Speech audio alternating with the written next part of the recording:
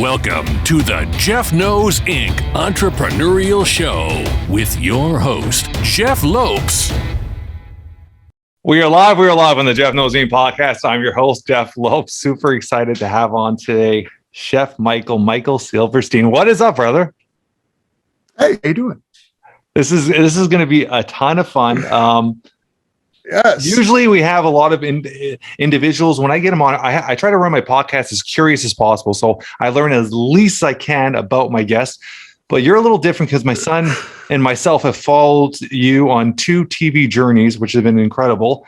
And so I know a little bit more about you than I would have normally in my guests. So I'm excited to learn a little bit different side of you. Like, let's start off with Michael. Like, growing up, what got you in love with cooking, piano? Give me your childhood. Let's talk about that. Whoa, we're going deep. We're going right into this. Love it. First of all, thanks for having me. This is fun. Man, going all the way back. I'm kind of a wild child, so my life has been a bit of chaos. And I mean that kind of in a good way. Like, I kind of self-created this chaos, but and you could see that when you watch Masterchef. I don't want to get like into spoilers and stuff. There may be people who like watch on Hulu later, but I'm a little chaotic in the kitchen too. I'll just say that. So, I think this show captured a bit of who I really am, for better or for worse. But going all the way back, I kind of have a love for a lot of things. I think part of my whole story is that I've found passion in a lot of things in my life, from music to design to food. And through my life, those things have weaved together in some really funny ways. But I remember being a kid, always loving food. First of all, watching my mom cook and other people, extended family. Food was a big part of our life. My mom, when I was a kid, gathered like all of our grandmothers and aunts and extended families' recipes and put together a cookbook for us to kind of memorialize our family recipes. And I remember from a young age just being excuse me, like honestly touched by that. Really kind of kicked off an early understanding that food is love, right? Like, this is how I was taught to show love, is you cook for people. And that became a passion that drew me into the restaurant space very early. I got my first job at 13 years old in an Italian restaurant, working illegally under the table, no work permits, getting paid cash, in the back of the kitchen, like polishing silverware and whatever. And I'd get a $20 bill at the end of the night, and I thought it was the coolest shit ever. Like, I thought I was the shit, like, back there with all these, can I cuss on here? Yeah, you can do whatever you want. Okay, good. All these like people fucking screaming, cussing, multiple languages being spoken, smoked, whatever I was about to say, that's probably true too. I think I just got sucked into that chaos, that excitement, that thrill around food early. And that was kind of the point where I was like, you know what? I could work with this. This is something I could do. I'm super ADHD, clinically speaking, from a young age.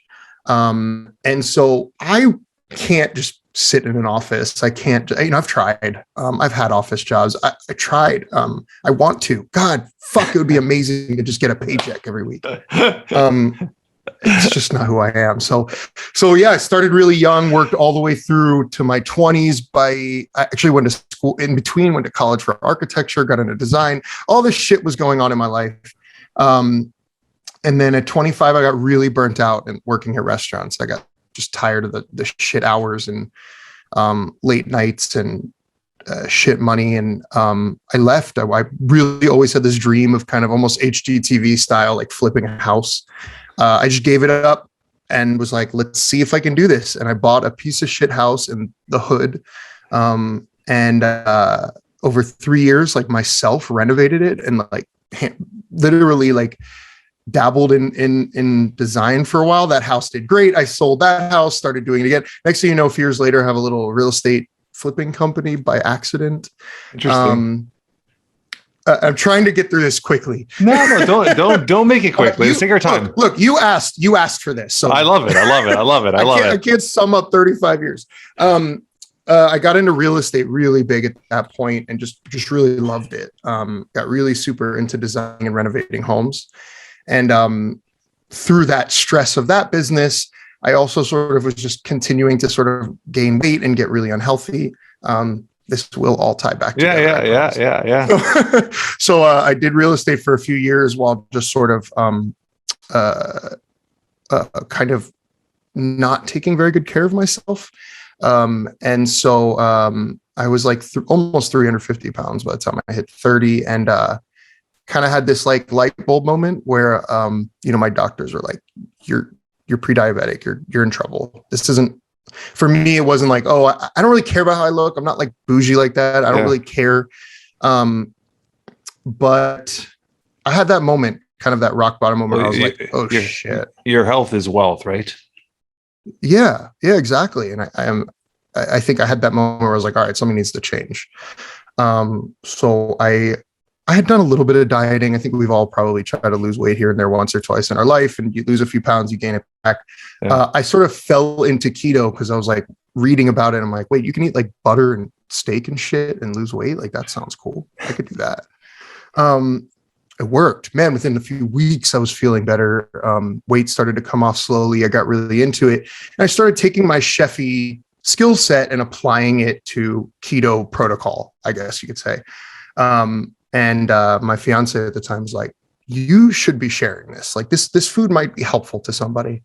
Yeah. I had no plans on being in social media. I have never once in my life wanted to be on television. And I started sharing the keto food I was making on Instagram.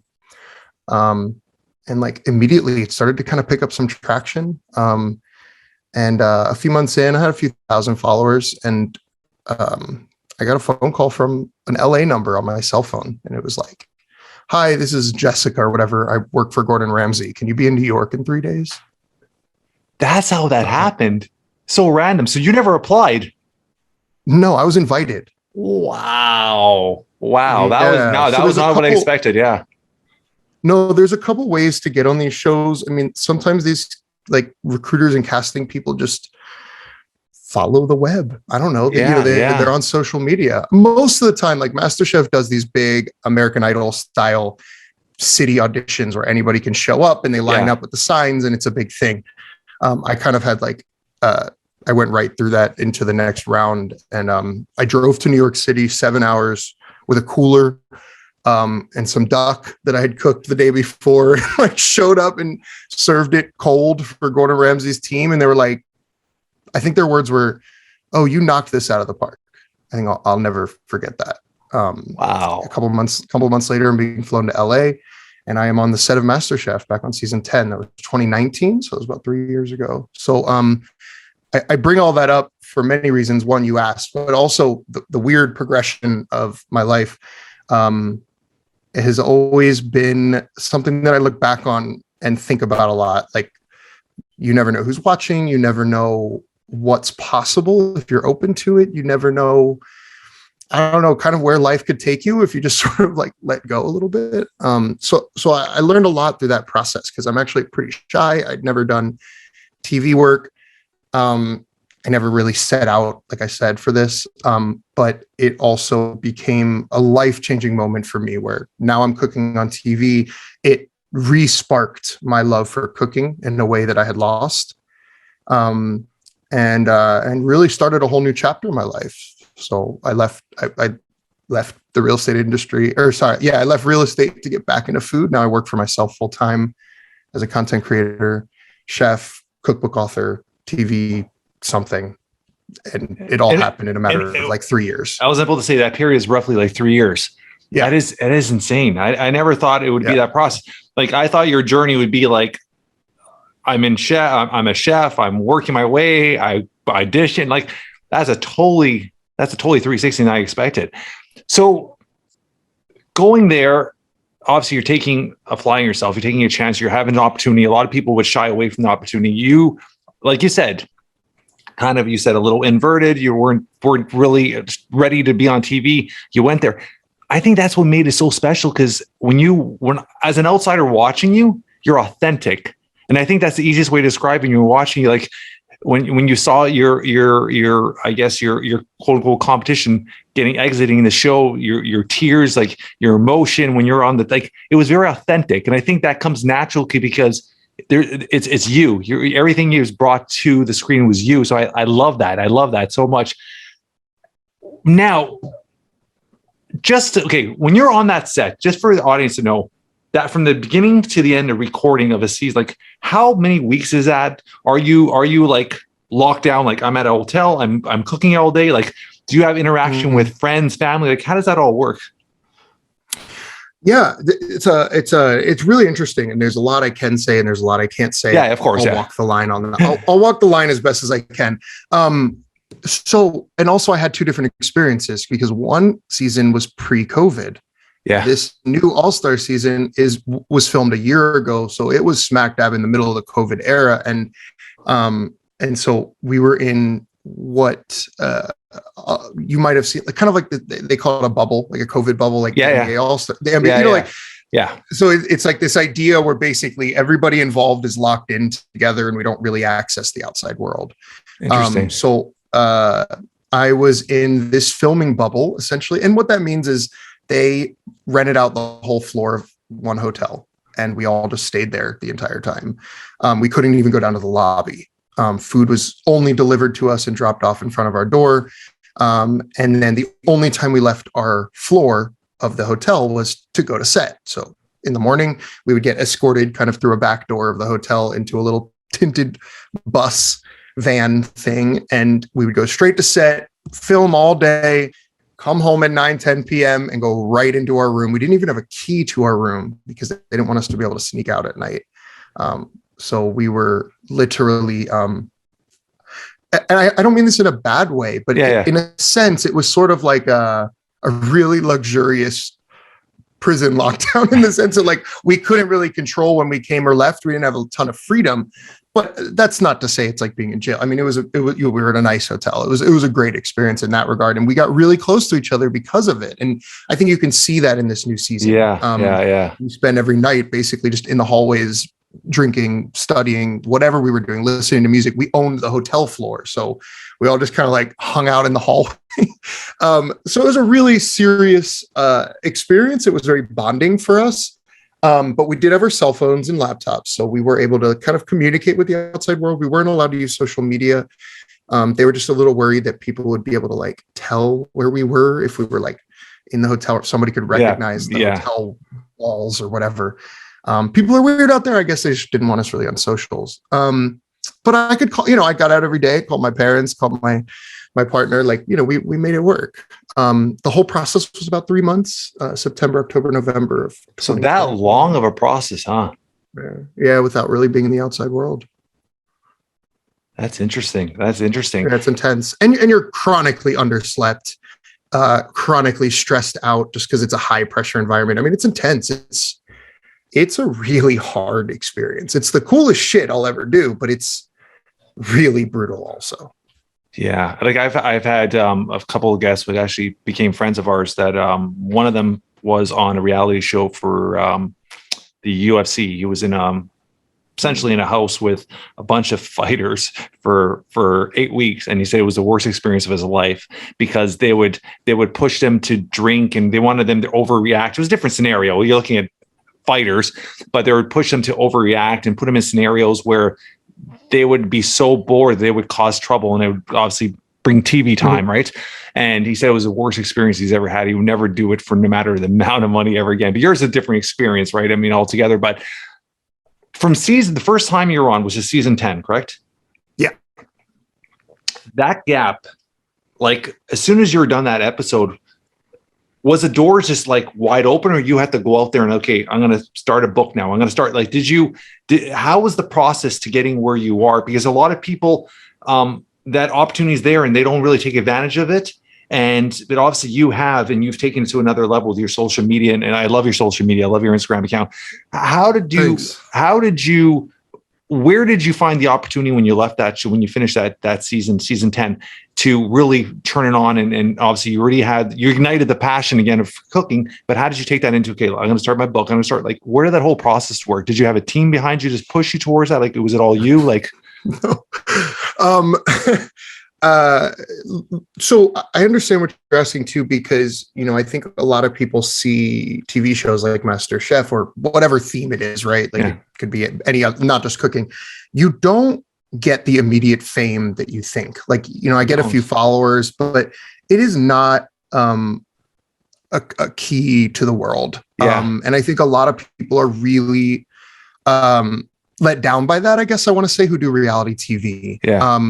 They assume that, oh, great, now I'm just going to be famous and I can do whatever I'm going to, I don't. And what I have found and observed is that the people who do make it out of reality TV and make a career out of it, kind of do it in spite of the show, or like, I don't know if that's makes any sense. It's like you have to build a brand that is more than the show. 100%. And so I think for me, there's some luck involved, certainly. And I think luck is an interesting word we could get into, because it's also what you do with it. But there's some luck involved. But also I have been relentlessly clear about who I am, what I do, on and off set. And, my passion for cooking and writing recipes, I think, comes through to people, even though I didn't even do very well. Like, there's no reason that I was 15th on season 10. And I've done a lot with that. And I think what I'm trying to say is that I don't really think what came next happened because of MasterChef. I think that helped lubricate. Yeah. That's a good word. The next steps.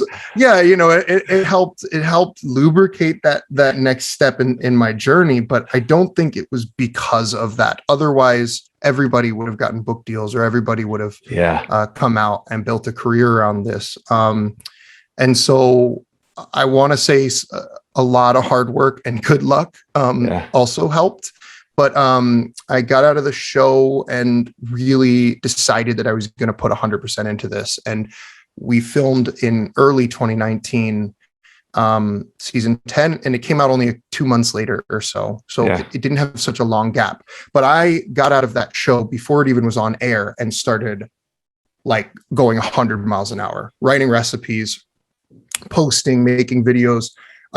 I just went 150 miles an hour, built a website. Like within 2 months, I basically had gone all into this because I was like, this is my shot, and by the time the show was over, even though I was only in 9 episodes, I had basically no plan for any other work, but I just had to make it work. I actually picked up moves. I love that. No plan B. I love that. No plan B. I think sometimes you need to get that uncomfortable. Yeah. I love that. In fact, the week before the finale that I wasn't even in, I was not even on the show at that point, but a week before the finale, I picked up and moved from Pennsylvania to Austin, Texas, literally with no plan.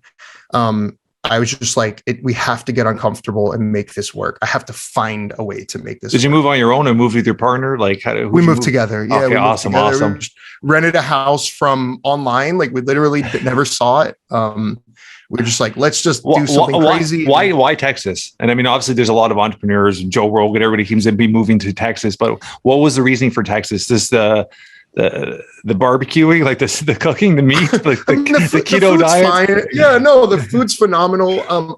We just liked it here. I don't really know. I think it was just something radically different. Yeah, that's the truth. I think it was just something radically different. And I felt at that point in my life, everything was all mixed up anyway. And so I thought, just let's do something completely out there. And my fiance was like, I don't really care where we go as long as it's hot. I'm like, all right, so we got Florida, Texas, or California, and I can't afford either of those things with no fucking career. So let's just go to Texas and make it work. Honestly, it was kind of that simple. And we moved here on a whim. 2 weeks later, I swear to fucking God, 2 weeks later, I got an email from a publisher like, hey, we like your work. Would you be open to a cookbook? 2 weeks after I got here. Wow. And so I was going to ask you, did you search for that too? You have, it's just been the right spot at the right time, and you've been ready, which is, you know what? Kudos to you, Michael, because a lot of people don't put the preparation or the time in to be ready for when an opportunity comes, or are not mentally prepared for it. And obviously both times you were, and look at what has got you, right? Have you been with the same publicist for all 3 books? Yes, but my first book deal was crap. It was. I love working with them, but I think where I was I had like, I didn't have a huge following. I didn't have any credibility in that world yet. And so at that point, again, this is why, yes, like you almost said, yes, an opportunity can strike, but I think there are also times when you really have to be ready to sacrifice. And a cookbook is an immense amount of work, more than anybody could fathom. It's so much work. It takes a full year of work. And I basically made no money, and I was willing to do that because of my passion, because this is what I wanted to do. And I wanted to prove myself to myself and prove myself to others that this is something that I can do. And so I think, yes, when an opportunity strikes, you have to be able to take it. And there are times too, where you got to, kind of grind put your ass in the air and grind out. Yeah. And so that's what I did. And it was immediately a bestseller. It was life-changing. So then from there on, now I have, because I kind of took a gamble. It went really well. So that was kind of crazy opportunity. You gambled on yourself, which is another thing, which is amazing. Yeah. Amazing. It was funny because I don't know if you're a baseball guy at all, but the Yankees, Aaron Judge, same thing. He had a contract, could have signed a contract, said, I have 1 year left. I'm going to gamble on myself. He's having a Triple Crown huge year. And now his gamble on himself is going to bring him an extra probably $60-70 million contract right on top. So I mean, gambling on yourself is so special because you're putting everything on the line. No plan B, putting everything on the line. So I love that. Yeah. Let's go. And like, I know myself too. I know that I work best under pressure. So if I'm like, in a very uncomfortable situation, I will do my best work. Yeah, I love that. I love it. Let's go back to your weight loss journey. I think that's something I think a lot of people could really kind of just bring to light and really understand and get something out of that weight loss journey. Let's talk about fitness, working out. Like, where was your journey? How much effort did you put into the fitness aspect? How much was it just the diet, the keto diet, like everything? And your keto diet, is this something you follow steadily still to this day? Yeah. Okay. Let's talk about that a bit. I think it's important. Yeah. You just asked so many great questions. Short answer to the keto diet part. There's a difference between the keto that I did when I was actively trying to lose weight, and now where I'm in maintenance. Now I'm just trying to not gain it back. So I've been keto for now 4 years, consistently, but not perfectly. I don't only eat keto food. Yeah. But I kind of exist in a keto lifestyle, and I can get back to that in more detail. But the fitness is new. You asked so many great things. Fitness is new. The bulk. It's actually really interesting that we're talking because of Josh, because he actually had kind of a profound effect on me in one phone call we had together. So it's interesting that we know each other now because of him. But I remember having a phone call with him, and I did lose the bulk of my weight without ever walking into a gym. I did it all with food. And if you're really strict, you can do that. Yeah. You can track every calorie and be really, really diligent. And I do sort of believe that like weight is much more about, personally, I'm not a scientist, but I personally believe that weight loss or gain is really a function of the food. Health is a function of fitness, right? Yes. So there's other factors beyond your weight. You can be heavy and very healthy. Yeah. You can be very thin and very unhealthy. Yeah. So I think there's I don't know if that makes any sense. No, I always say, like, weight is related to food. I'm into fitness, right? So I understand, like, I always compare it to a door, a house, front door, back door. More calories coming in, less calories coming out, you're going to lose weight. Just, you can simplify it by that, right? Even if you're eating unhealthy, but you can still lose weight unhealthily, right? So you're just looking at that as calorie count, right? So I understand that. And you could be, have almost no body fat, but have, super high blood pressure, or be diabetic, so I think it's a complicated thing, but I do think that weight is something that is more about food. although with calories, you can offset that with exercise, but then you just get hungrier. Like I do think that it's more about food, whereas health is much more related to fitness and activity and all that. But I did lose my weight just with food. I have kind of always been like kind of a nerd. I was never in athletics. I was in marching band and drama club in high school. Like I never saw myself as an athlete.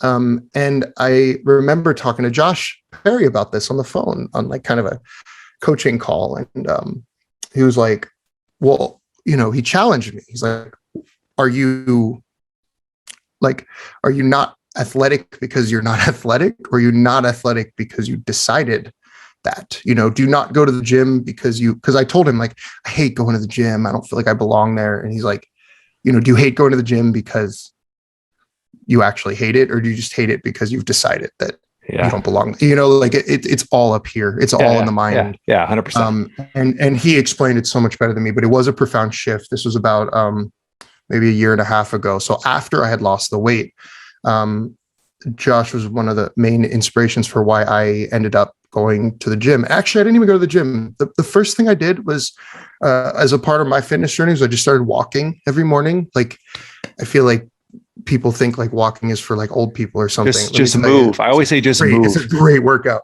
Yeah. And actually walking can be really good for weight loss. Yeah. And so I'd put on a podcast or whatever and just walk every morning for an hour, 90 minutes. And that led me to, I was like, wait, what if I like jogged this first block of my walk, and I decided I hate running, but let me just jog for the first block because I want to, not because I have to. Right. Yeah. So that turned into jogging, turned into, I'm going to go get a gym membership. And I recently hit my 1 year mark of doing weightlifting at the gym. And then about 2 months ago, I'm doing hot yoga almost every day. So I do hot yoga now every day. So I'm in this like complete new phase of my life. At 35, I have discovered fitness. And I encourage anyone listening who may be like me and have just never been the athlete of the family, that's never been on any sports teams, or, just was kind of always the non-athlete of the family. You may actually be more athletic than you think. And who cares? I used to feel like I never belonged in a gym because I didn't look like those gym guys, or couldn't run on the treadmill like those women and men that I'm seeing just crushing it on the treadmill. Ignore it. Go to the gym and do what you like to do. If that means walk, if that means go for 5 minutes. One of the things that I played with was the 5-minute rule, because there are days where I really don't feel like working out. And so I apply the 5-minute rule. I'll just work out for 5 minutes. That's it. As long as I work out for 5 minutes, I did my work. And 5 minutes goes super fast. And half of the time you set a timer for 5 minutes and you end up staying a half hour because you have fun. Like once you're in it, it's fun. Believe me, I sit in my car in the parking lot outside the gym and I'm like, I don't want to go in. Believe me, I do it too. I think we all do it. Yeah. I think we all do it. I want to say one thing there, Michael, is it's just even for our audience, it's just moving. It's the mental aspect, the physical aspect, our joints, our body. As humans, we're meant to move. And once you start doing it, you just feel better. You sleep better, you rest better, you think better, you think more clear. It's just moving your body. And it could be in any way. You said it could be a walk, it could be a jog, it could be exactly what you said, where I've talked to people and said, listen, you start walking for 20 minutes. And then from there, you jog for a minute, you walk for 2 minutes, you jog for 30 seconds, it's just that process. And it's that domino effect. It's one domino a day, one moment a day. It's just, if you just keep improving that 1%, you're going to get better and better. And I think a lot of that mindset of I don't like it is just the results driven. Once you start seeing the results, that gives you that motivation to keep going, and it starts becoming a lifestyle, right? And once it becomes a habit and a lifestyle, it becomes part of you. Like you have now hot yoga, which is a different world altogether, right? Yeah. different crowd than I find at the gym. I love it. But it's so fun. I think it all comes down to just being a little bit uncomfortable. I just think so much can happen when you try something new and get out of that rhythm that we all kind of find. And it is such a mental game. I think mental health is really important too. I think that plays into it. I don't think I could have done the weight loss had I not also started doing a bit of therapy and that doesn't mean there's something wrong with me. Although I'm sure there's a lot of things wrong with me. I don't think there needs to be such a taboo around mental health. 100%. You have to only call a therapist when you're in crisis. You can just talk about shit. Yeah. I think it's all tied in: mental health, physical health, what we eat, when we exercise. I think it's all interconnected in one piece. One piece is not isolated from the other. And so I work on all three pretty religiously right now: my physical health, my mental health, and my food. All of those things are a big part of my kind of study right now in my life. So, yeah. I love it. So it's a holistic approach, right? I mean, I always say it's mind, body, and spiritually. I mean, spiritually could be just you're breathing, or you're reading a book, or taking time for yourself, or taking a little mini vacation, right? So those three components all work together. Let's get back to the show quickly. 3 judges. You got Joe, Aaron, and Chef Gordan Ramsey. Give me a little story of each one that our audience wouldn't have seen live. I want a little story of each one that you went through with them. Oh my God, a story of each one. So broadly speaking, you'd be surprised how little we interact with them. Seriously, they're pretty cautious about favoritism. So we really don't get to individually hang out with them very often, which is frustrating. It's like I want to talk more with them. I think that I have, outside of the show, created some I don't know, friendliness. I wouldn't call us friends, but friendliness with Gordan and Aaron, who have been unbelievably, God, I don't even know what the right word is, caring, supportive. Like they really care about what they do. And are really good people. Gordan and Aaron are both really good people. They're tough, Gordan especially. He's tough, but he really cares. And I think a lot of people see Gordan in one of two ways. Either they see him as a dickhead, and he can be for sure, or they see it as like, oh, it's just an act. It's just an act for TV. And I would say both of those are kind of wrong. Kinda. Certainly Gordan has his brand of television, no doubt. The yelling and screaming and Hell's Kitchen vibe is definitely, it's not an act, but it's definitely part of his persona. And, but he really is that way. Even when the cameras aren't rolling, like he's screamed at us before when there were no cameras around. So it's not an act. But he's also not a dick either. Like all that comes from passion. And so I don't know if you ever had I took piano lessons when I was really little. I had like a teacher, that it's like, you don't want to disappoint them. It's like nothing's worse than like that strict teacher, but then you don't want to disappoint them. That's kind of the way it is with Gordan. He's tough to please. And you really don't want to disappoint him. But Aaron is, man, I would just love to have a beer with him. He's just like the coolest dude. It's just like, I would just want to be friends with him. Like, just want to like go to a restaurant, have some beers, kick it with him. He just seems like the coolest guy. The best tea I can spill is about Joe, who is so distant from the show, from the cast. As soon as those cameras are wrapped, he's in the green room. He has never spoken to any of us. Outside the show, he just sort of comes there for a job and leaves. And that makes me feel a certain way about him, because we put our life into this. And, I've reached out to him and he's just not particularly interested. So seriously, I think Joe is, I guess, but you could watch the show and you could, if you actually focus on all three of them, you could see exactly what you're saying very clearly. I mean, Joe, he crosses his arms. He's very quiet. He's very to the point. You can see it's a job for him. He's very honest. He's very honest. Like with his critique, I love his critique, and you'll see throughout the season, he's often really nice to me. Like, Yeah. I think I impressed him with my food on multiple occasions. So in that regard, I have no beef with Joe or anything. Yeah. Like, I love his critique. I find him to be Yeah. really honest. I think he's the one of the three judges that's not a chef. He's a restaurateur. And so he kind of brings this perspective that's different than Gordan and our own, because you'll notice a lot of his critique is like, this is something that I would serve. This is, restaurant quality. Like, he's looking for a chef that could survive in the business of that we're all in. Yeah. Whereas I think Gordan and Aaron are really just straight looking at flavor.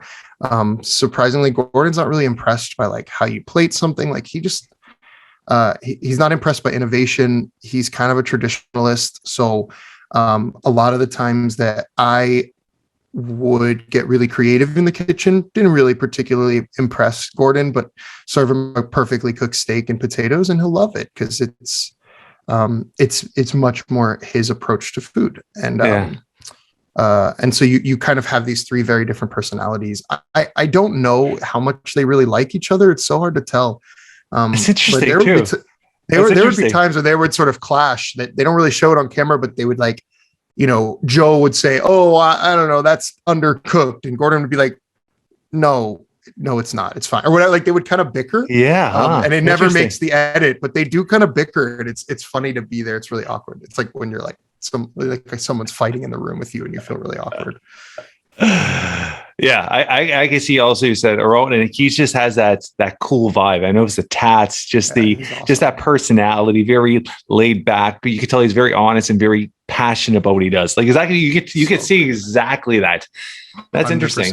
Have like you said, you've spoken to both him and Gordan away from. Have you had any opportunity to work with them past the show, like doing anything with them, projects or anything like that? Or is there anything you could talk about?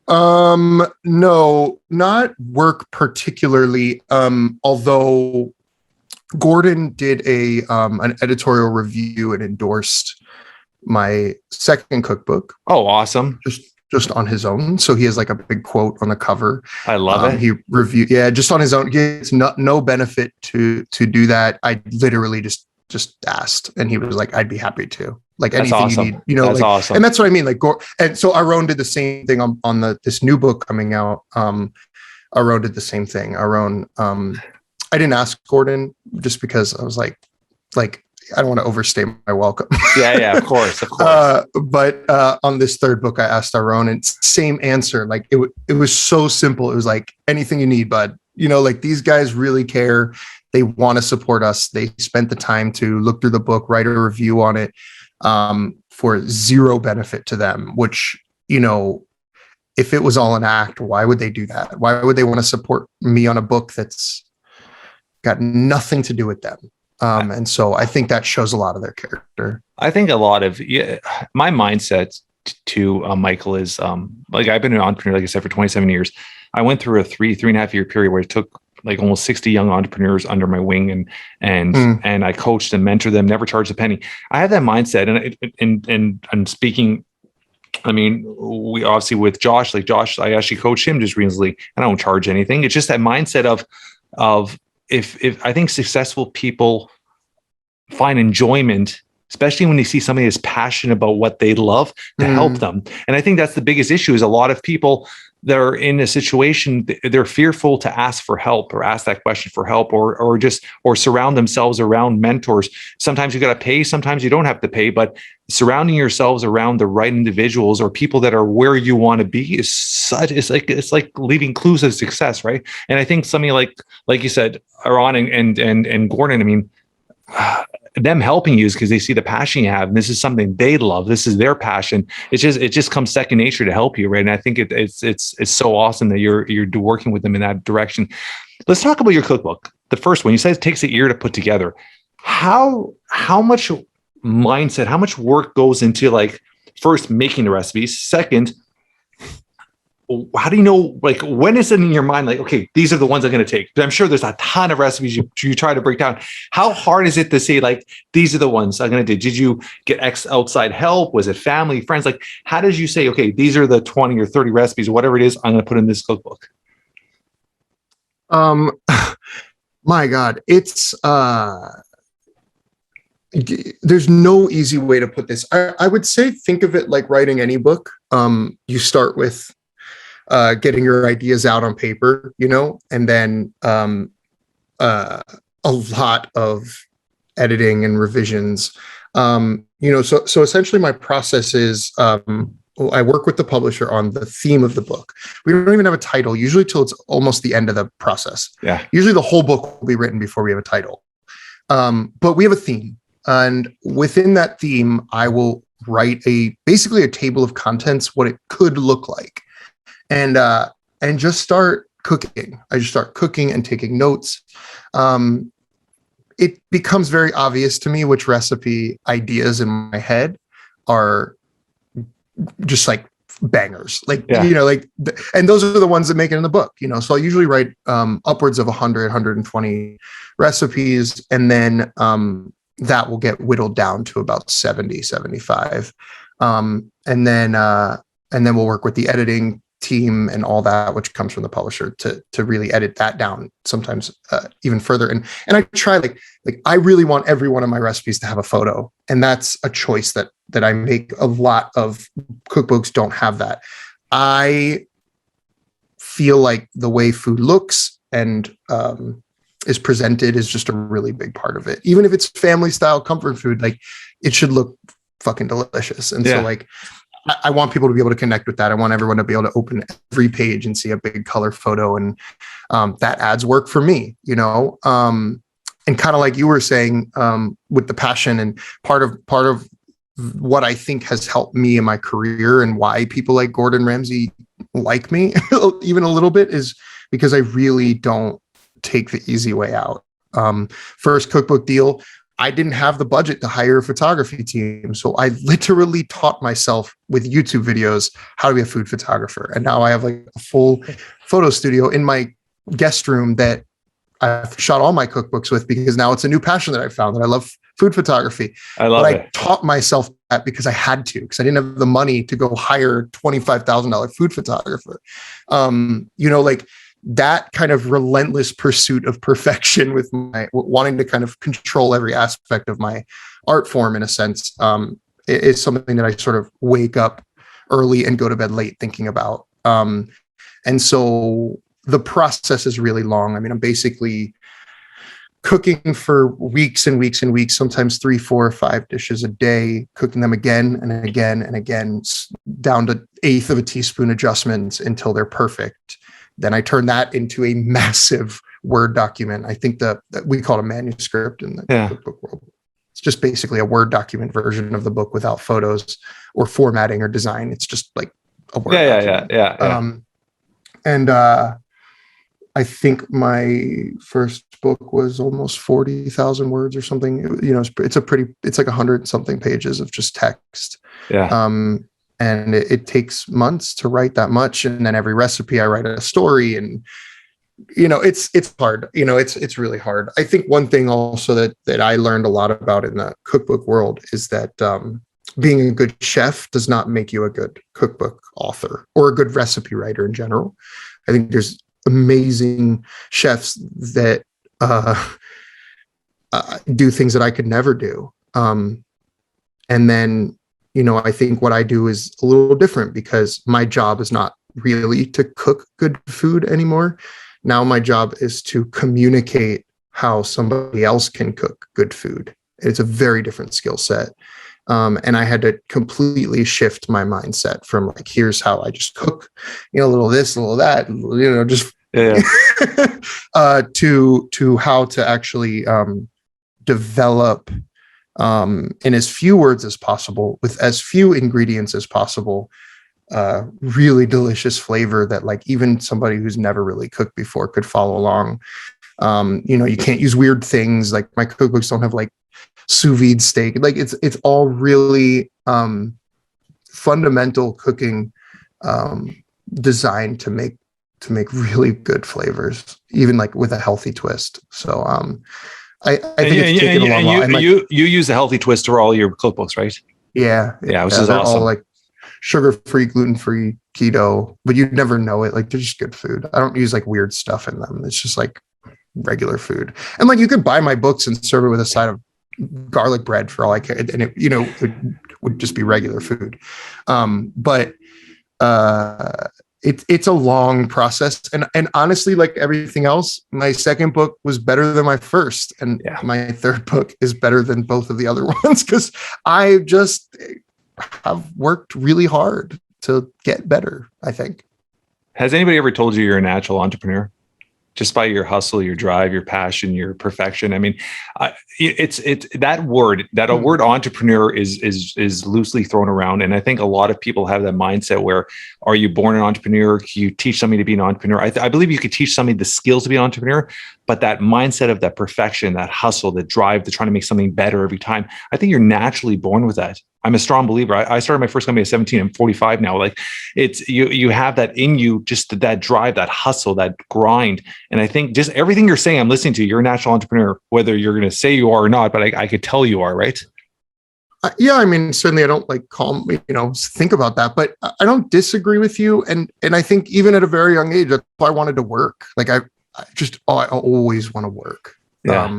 And what's interesting though, and I'll agree with you on certain aspects, I think on one side, what I think makes an entrepreneur beyond just a business thing is like, you have to do everything when you have to be, a writer, a marketer, a CFO, a COO, the HR department, until you're not, until you scale.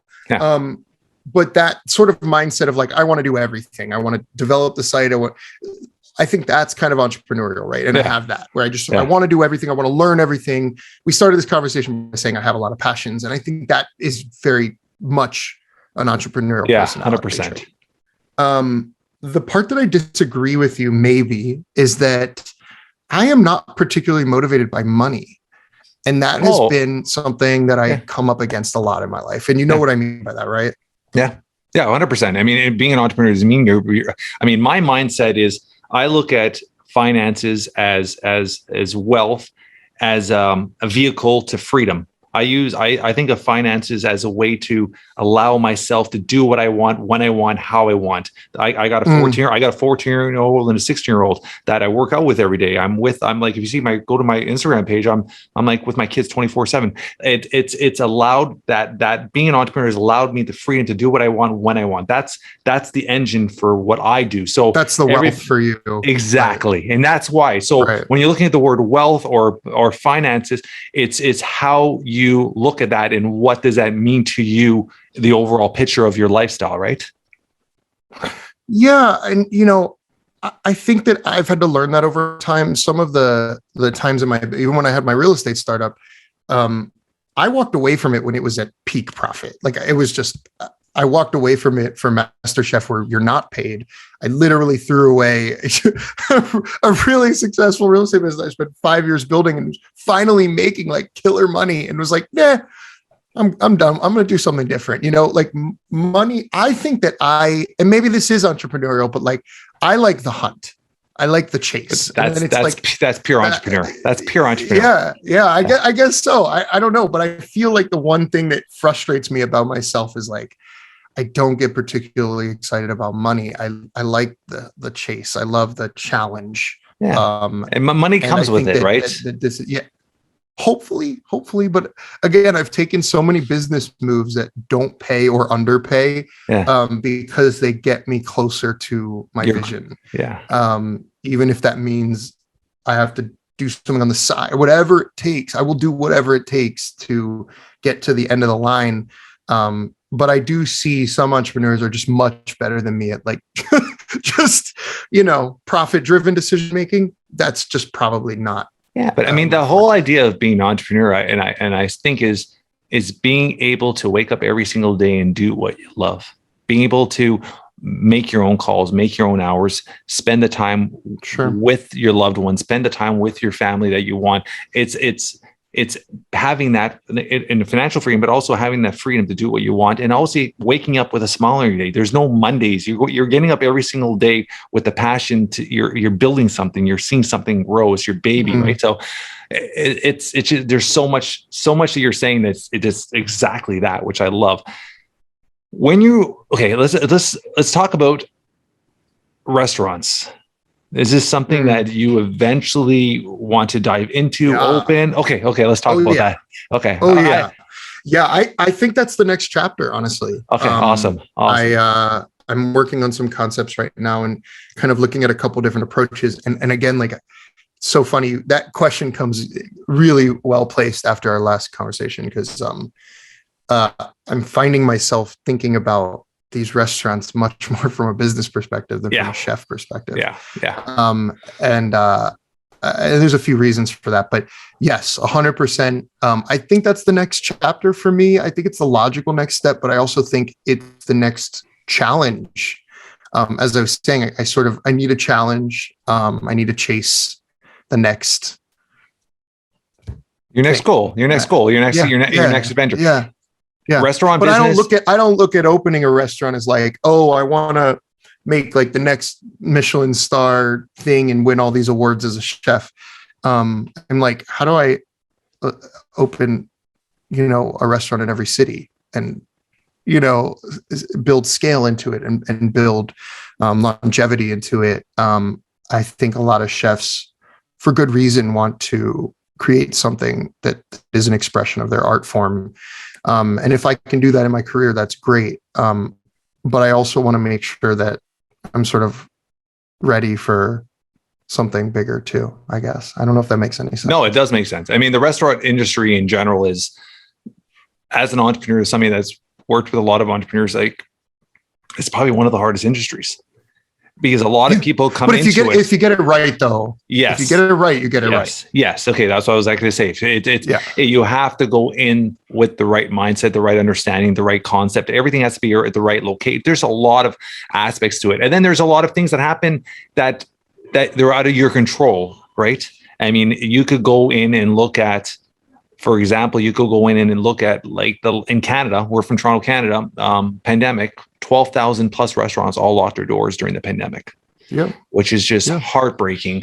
But if you're ready to, I always say pivot. I mean, there's restaurants during the pandemic that thrived. They really honed in on takeout and Uber Eats and skip the dishes and local serving businesses, and they strive to another level. So it's being able to pivot at the right time, which is, I think, an entrepreneurial skill. So are you like looking for places already? Do you already have a concept? I mean, pushing a little too close, asking too many questions?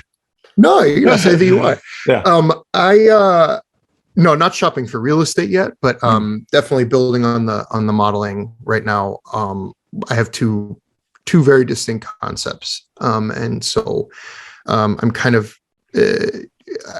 I'm just at that point where I'm building out some modeling and looking at what type of funds and what those business models would look like. And once I land on one, then I'll go a little harder into like the type of square footage and space that I would need.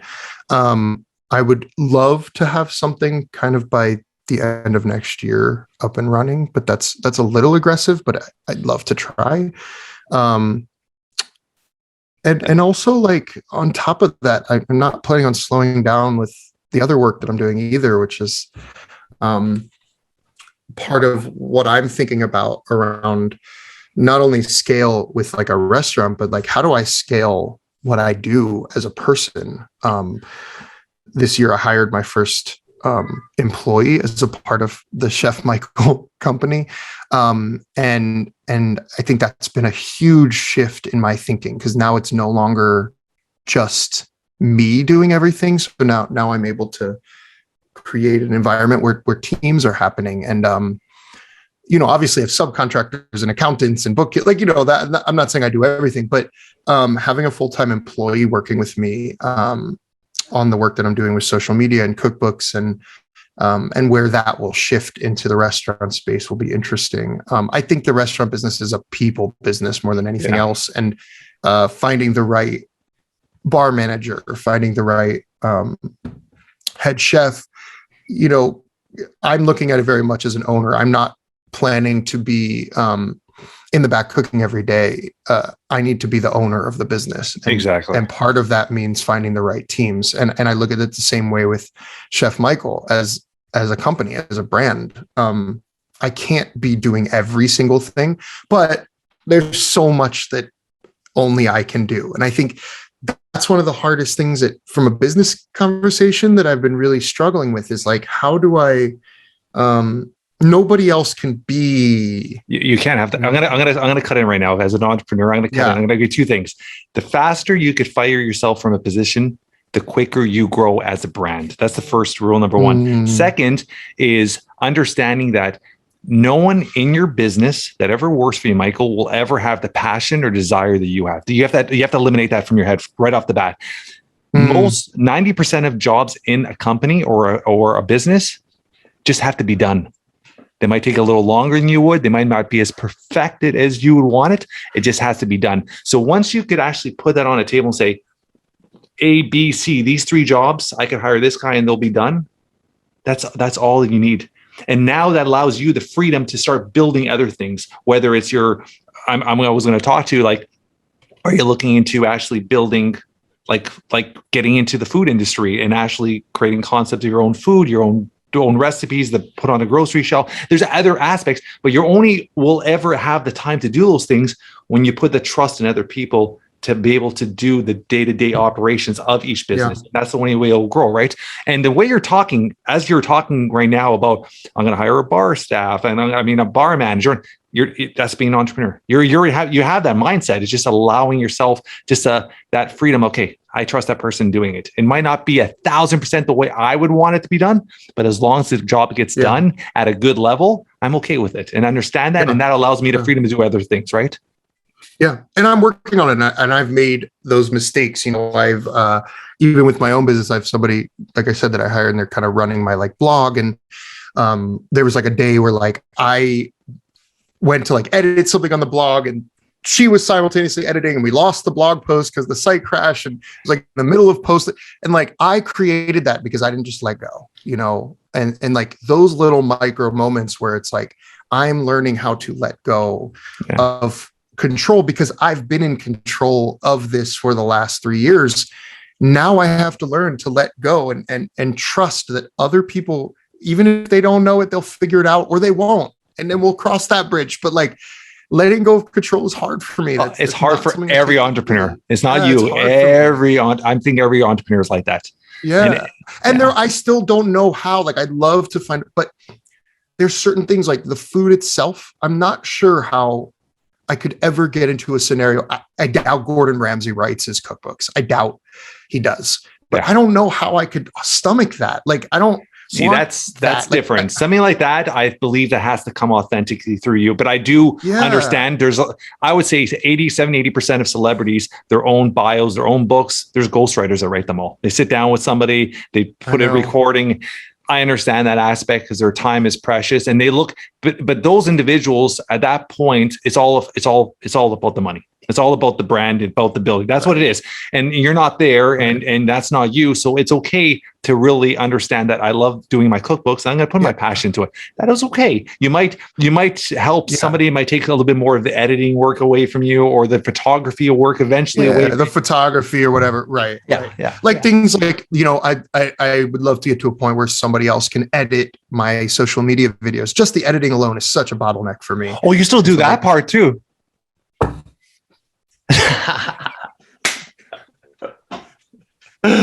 Oh, Michael. I love it. Okay. So there's only a certain amount of hours in the day, buddy. I know. You see the problem. I know the problem too. I'm not I'm sitting here admitting it. I know. Yeah, it's the process, right? It's the process. But it's that's me also. I understand, but it'll come. It'll come in time. It'll come, and it'll come. I don't know, but I have a vision when I'm cooking, when the restaurant, in a 60-second video on YouTube, I know exactly how that 60 seconds right off the bat needs to be used. And every time I've tried to have somebody else do that, it just it's not, I know. Yeah, it's hard. But there's other aspects where you could say, okay, you know what? You could listen to the audio or the see the visual and say, okay, minute 1 to minute 3, minute 7 to minute 8. This is what I want you to use. Sure. Deal with it. Like there's ways to split up. You can still have the control of the actual section, but let them do the final work. Right? There's another conversation 100%. For another day. But I mean, it'll come together. It'll come together. You're on the 100% on the right path. I think in very like business school 101, it's like, you know, I should only be doing the things that only I can do, and everything else I need to start shopping out. And I'm working on it. That's what I'm saying. But I love the aspect of what you're doing, Michael, because don't think it's a bad thing, because I have that mindset as an entrepreneur. You have to know how to do every aspect of your business. When a pandemic hit, my main company here is I've had for 17 years is we design and manufacture boxing martial art equipment, and that's one of my main companies here. And when a pandemic hit, we had to shut down. We had to shut down the office. Staff had to go home. I still ran the online business. I had to come here. If I didn't know how to do packing labels, how to do receiving, how to do the labels, how to do invoices, I had to do everything. It is what it is. So you being able to do the day-to-day operations, even if you trust somebody else to do them, but you actually knowing how to do them yourself is never a bad thing. Don't think it's a bad thing. Knowing every aspect of your business is a very important thing for an entrepreneur. So I think that's a positive thing. Yeah. Yeah. And I do feel, you know, kind of wrapping it up and tying it into things we've talked about. Like, I do feel like people in my life, whether they're customers or friends or mentors, everybody all the way through the spectrum, I think sees that I put that kind of passion into it, down to Gordan Ramsey. You know, I don't think he would have supported my cookbook if he didn't believe that I put my entire heart into it. And people who bought the cookbook wouldn't have lined up to pre-order the next one if they didn't like that cook, or if the food didn't work, or, you know what I'm saying? So it's like, I think to some extent, my obsession with quality control is super unhealthy, super unhealthy. But I also feel really proud of the work that I put out, and I don't know how to let go of that. It's, you know, it's all good, man. It's all good. Quick question. When from you said the last, the All-Star show, from the finale to being live on TV, was the finale live on TV, or that was all pre-recorded, even the finale? No, we did that straight through. The craziest shit is that every season except this past one, because of the COVID bubble, every other season, the finalists had like a couple months to go home and plan their finale, and practice it and rehearse it. We had one day. We finished the semifinal on like Saturday afternoon. I wrote my finale menu out of thin air Sunday from my hotel room, walked in Monday morning for a dress rehearsal, which you just cook it once through. And then the next day, that was it. I practiced it one time after coming up with it from my hotel room, practiced it once. And then Tuesday walked into a live audience. So, and the finale. So that live audience and that finale, when they're recording it, because it is released, you said almost a year later, like, how does that work to obviously keep it hush hush? Because you got to keep it hush hush, not to ruin the show. Everybody has to sign a contract. Is it like a your mouth? Yeah. Okay. Yeah. I mean, there's very strict NDAs signed by everybody involved. Very, very strict. Very high monetary damages if the show were to be spoiled. Most of the audience, other than the family members, are paid extras. Oh, they are. Okay. Yeah. So most of like the studio audience is paid extras, and they kind of know the drill. You know, they're working in LA and try to be respectful. But then also our friends and family who come sign very strict NDAs as well. But it's hard. I mean, it's hard to hold that secret for so long. So that wrapped right before Thanksgiving of 21, and the finale was just a couple weeks ago. A week, mid-September. So almost a year of holding the results completely secret. And again, that's pretty unusual as well. Usually there's a couple months in between. Usually the finale, they do film it sometimes even while the other part of the season is still airing. Yeah. They film the finale so that people don't hold that secret for so long. But because of COVID, we filmed it straight through. Our finale was absolute chaos. We had no time to plan for it. And so given that what I know, I'm really proud of everything that I did on that show, not just the finale. I mean, it's the craziest thing ever. I'm really proud of it. But we just had to hold the secret for 10 months. other contestants on the show, how's your relationship with them? Is there some that you really kept a strong bond with after the show that you keep in contact with, and you've done plan to do any work together? Yeah, absolutely. I think I would say it's about so I'm lucky. I didn't really make any enemies. There were people that really just clashed. Yeah. But you don't think I don't think a lot of it's for TV. They kind of make it look like that. Or is it really there's clashes?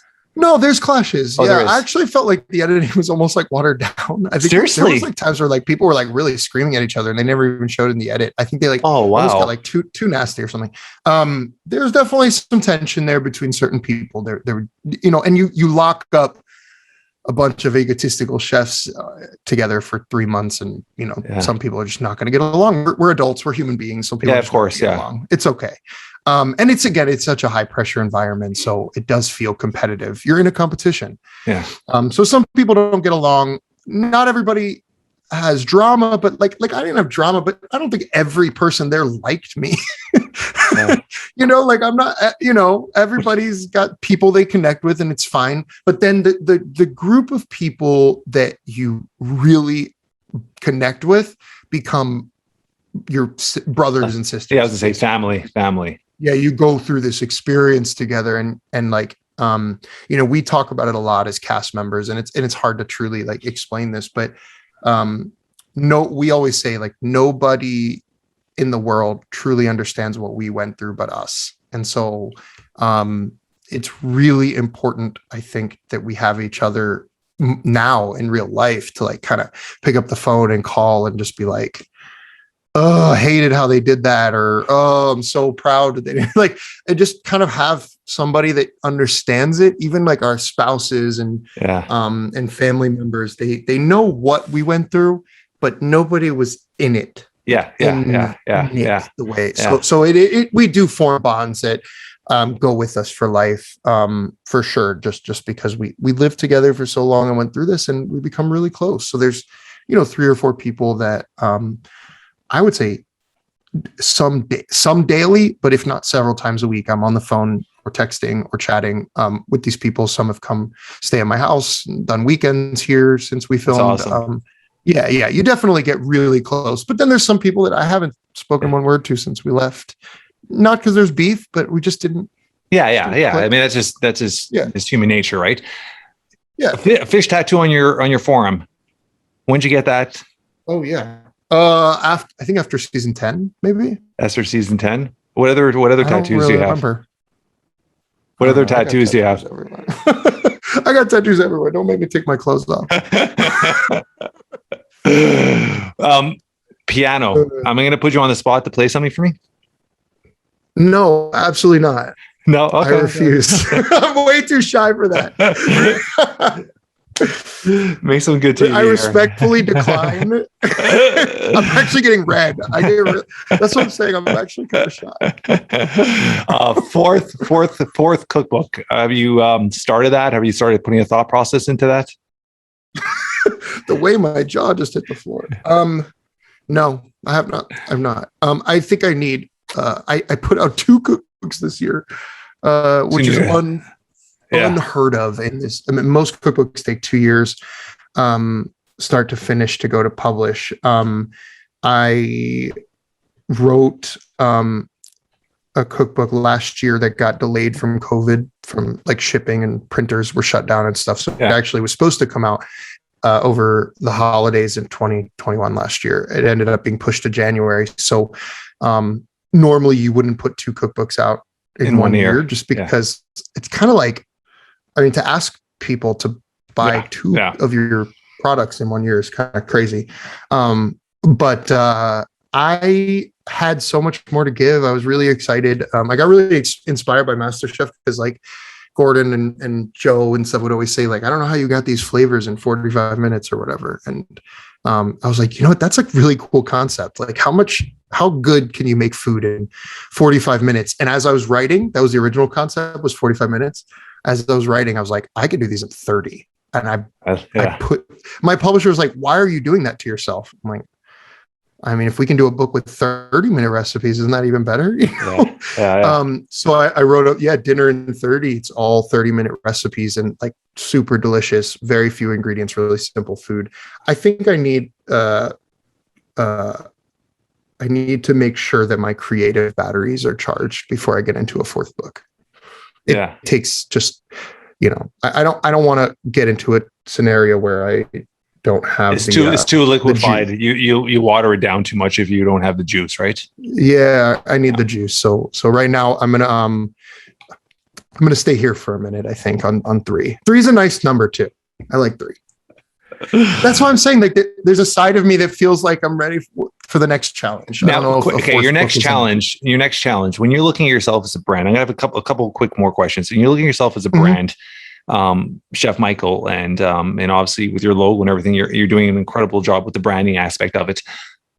Do you look at yourself as different products where it's like utensils and cookware? And is that where a play will happen eventually?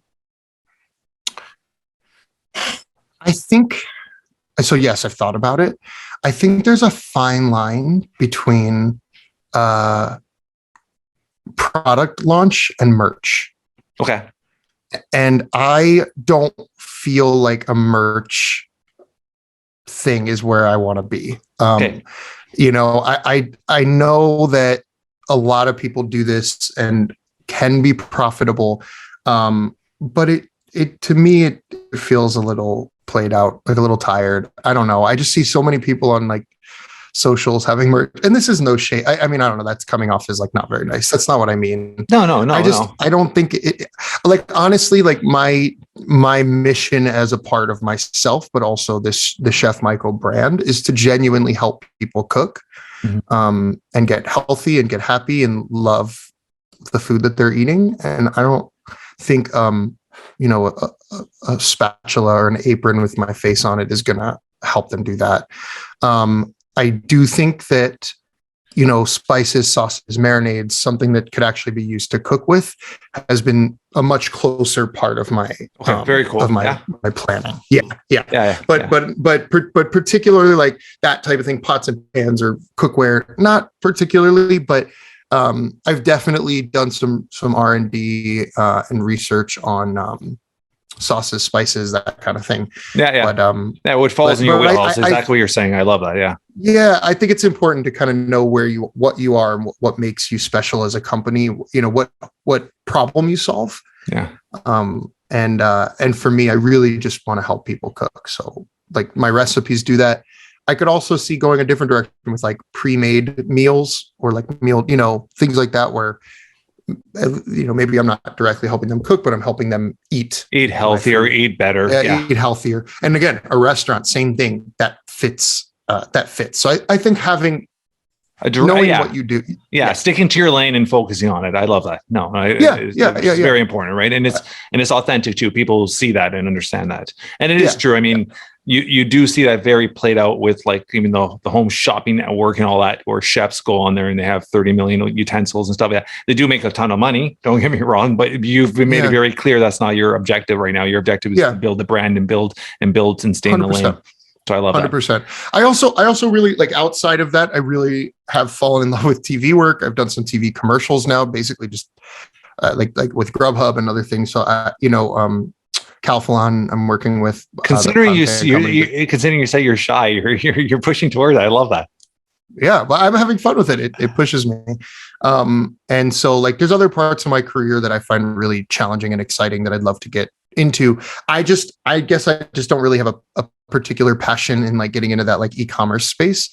Yeah. So if I'm not particularly passionate about it, I'm going to put it on the back burner. Pun intended, I guess. And the last thing, you said you pushed away from it. Do you still have any investment in real estate? And why I'm asking is I do quite a bit of real estate. Do you still have investment in real estate? I do. Actually, Good. It's funny you ask. Either you really did your research or we're just I did it. Right now. We're just finding it right now. 100%. I actually, just a few months ago, bought my first investment flip property in a long time. And so I'm doing that on the side. Literally just was there 6 a.m. yesterday morning, like taking measurements in my kitchen.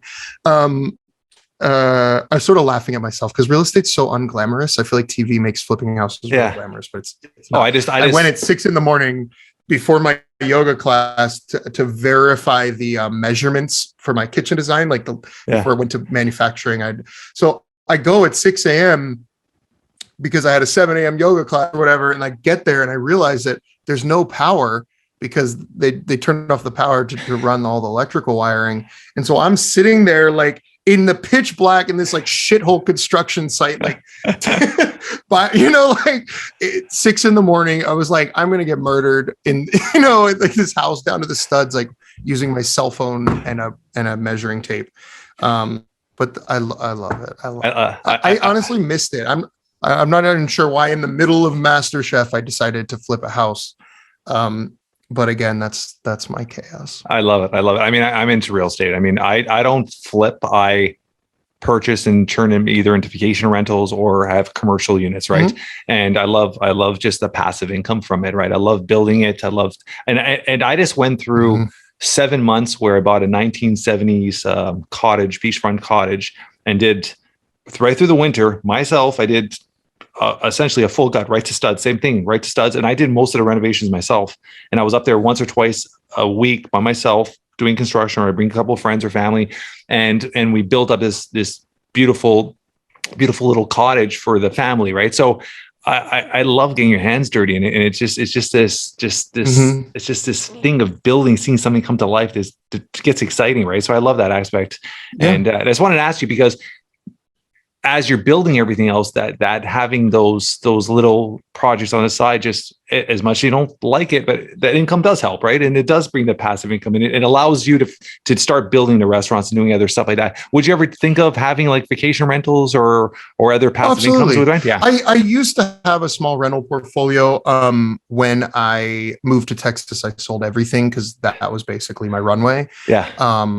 Fortunately, I didn't really have to use it. So now, and I am also working on, I have a new build. I'm building a rental. I might do it as Airbnb or rental. I got to look at the comps, but I have a new construction that I'm building outside of Austin that will be busy, huh? Good. Busy, huh?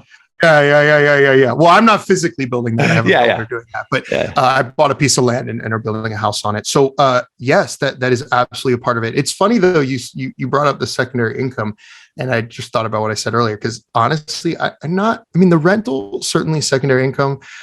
I want to say that this flip is more just that I missed it.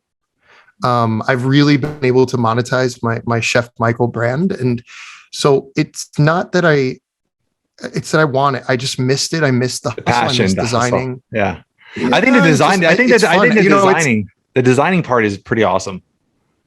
Yeah. And I think you kind of said this a minute ago, but there's something I love, like the creation. I love taking something ugly and creating something with it. And I kind of missed that feeling. I do it with food all the time. I think it's one of the things that I love about cookbooks too. Like I love sort of having something and being like, I did that. It's really empowering. And I love that piece of my work.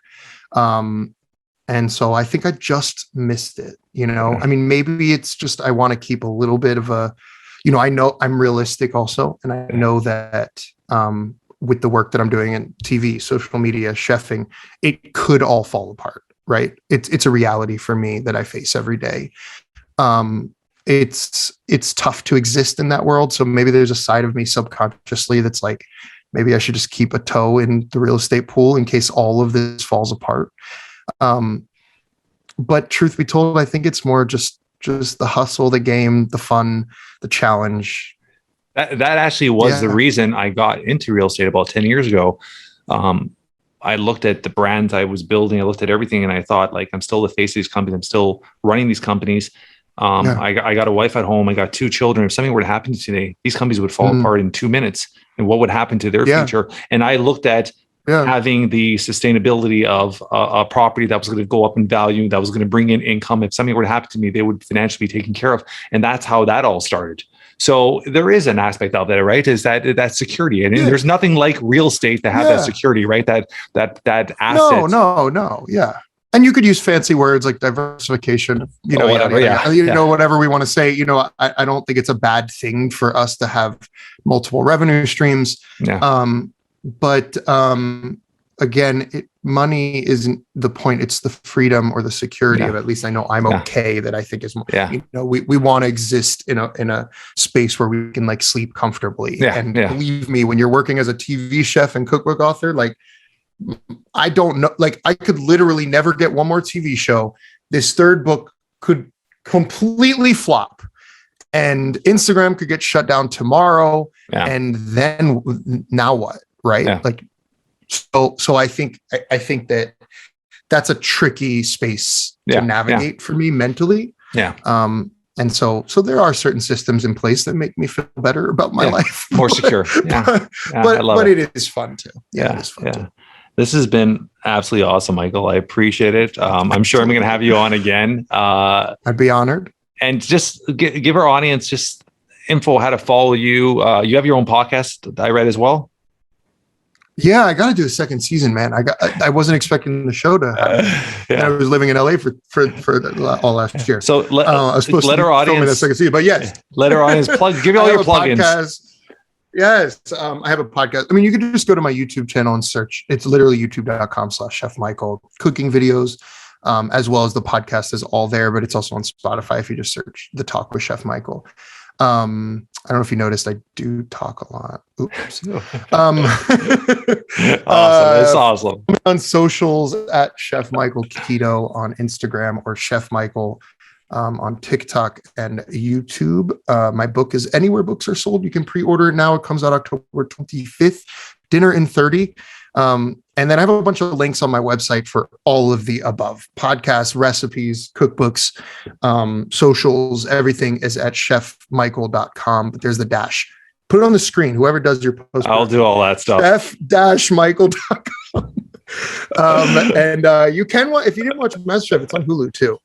If you're curious, season 12. This has been awesome, buddy. I appreciate you. Thank you for taking your time. This has been a ton of fun. This has been a ton of fun. So I'm sure we're going to keep in contact, and I'm sure we'll keep our relationship growing from here. So I love that, man. Have you ever been to Toronto, Canada? Of course. Yeah, I love Toronto. Yes. Very cool. Very cool. You guys have amazing food. Our restaurant, I mean, it's so diverse. The cultural diversity here is incredible. The restaurants are incredible. Sure. Nightlife in restaurants here is incredible. This has been awesome, buddy. Thank you so much. The food from around the world is amazing. Yeah. Cheers. This was a lot of fun. Thank you, brother.